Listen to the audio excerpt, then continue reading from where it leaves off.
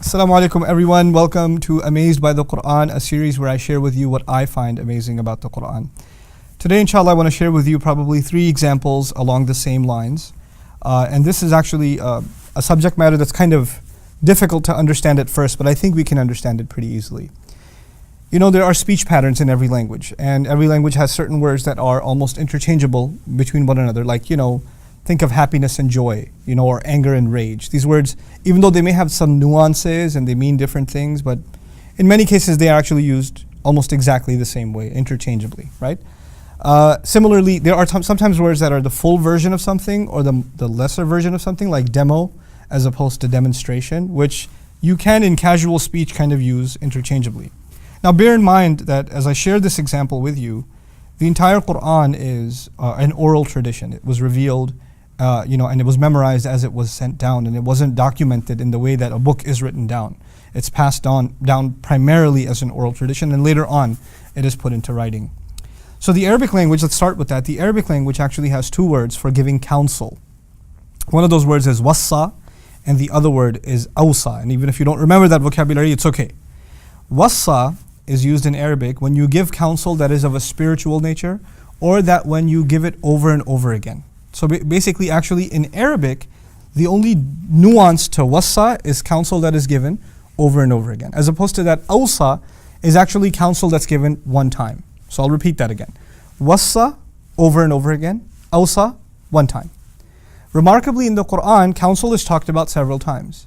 And if you take tally of all those times, like Baqarah and Shura, Surah Shura, Nisa, Maryam, all these different places where counsel is talked about using this language, every time Allah talks about spiritual counsel, counsel to do good, counsel to worship Allah, counsel to pray, this kind of counsel, He'll use wassa, which is actually the word used for over and over again. And every time counsel is of a financial matter, like, inheritance is also kind of, the deceased left some counsel about how the money should be distributed, He uses awsa. So for financial or, inheritance type matters, awsa, kind of leaving a will, leaving counsel behind, leaving advice behind, instruction behind, awsa. And spiritual matters, wassa, which is beautiful. Because Allah is saying, think about it. How many times is inheritance going to be distributed? One time. It's a one-time thing. So awsa is a better word to capture the one-time nature of that kind of, distribution of will, that kind of counsel. However, spiritual counsel, be mindful of Allah, be truthful, be kind, pray. This is not the kind of counsel you give somebody once. You have to give it over and over and over again. That's the nature of spiritual counsel. It must be repeated. So he beautifully uses every single time the word wassa. Now think about that. In the Arabic language, wassa and awsa are interchangeable with a subtlety. One is repeated, the other is not. But the Quran is very precise about where it uses each one, with one amazing exception. Isa alayhi salam, Jesus is born. The Quran has a unique narrative about Jesus that the Bible doesn't have, that he spoke the day he was born. And part of his speech is وَأَوْصَانِي بِالصَّلَاةِ وَالزَّكَاةِ مَا دُمْتُ حَيًّا. He counseled me to pray and to charity so long as I'm alive. Meaning Allah counseled Jesus. Isa says, alayhi salam, Allah counseled me to pray and to give charity. Except the word he used for counsel this time is the word that you typically find in the Quran for financial matters. Why though? This is a spiritual counsel. To pray, to give charity.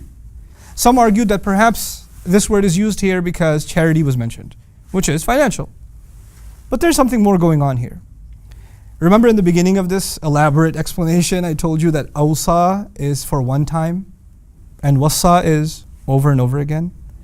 Isa alayhi salam is how old? 1 day.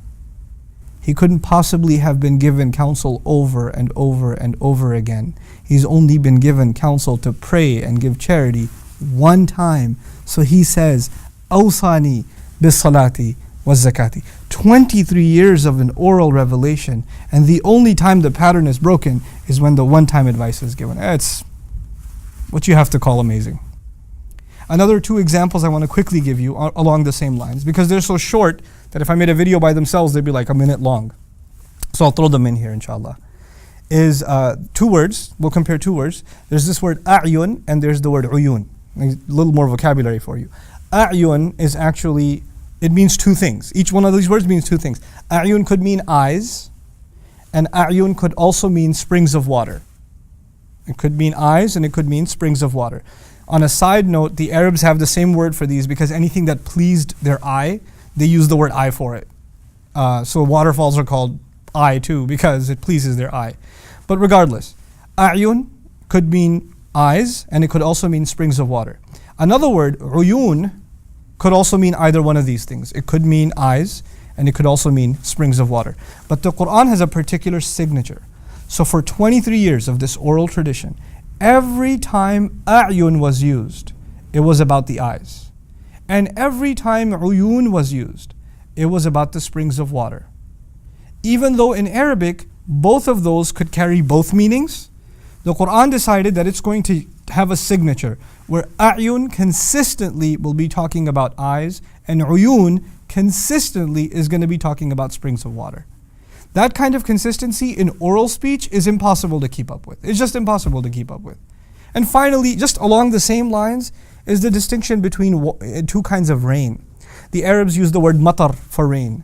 They also use the word ghayth for rain. And interestingly enough, in the Quran, matar, every time a rain is kind of like a flood kind of a rain or a punishment is raining from the sky, matar. And every time rain has something good in it, something that produces life and gives vegetation, ghayth. So it actually distinguished between the two kinds of rain that the Arabs themselves would not distinguish. They would use matar and ghayth interchangeably. Rain is just rain, but two different words for two different scenarios of rain. Good rain, ghayth. Terrible rain, matar. Over and over again for 23 years. The point of this short session was to illustrate to you how the Quran, when it picks a word, and it sticks with it, and it creates a pattern using that word, it actually creates a literary signature for that word. And these are the kinds of things, inshallah ta'ala, over the course of this series that I hope to elaborate before you more and more and more. May Allah give us a genuine appreciation of His beautiful word. Barakallahu li wa lakum. Assalamu alaikum wa rahmatullahi wa barakatuh. See you next time.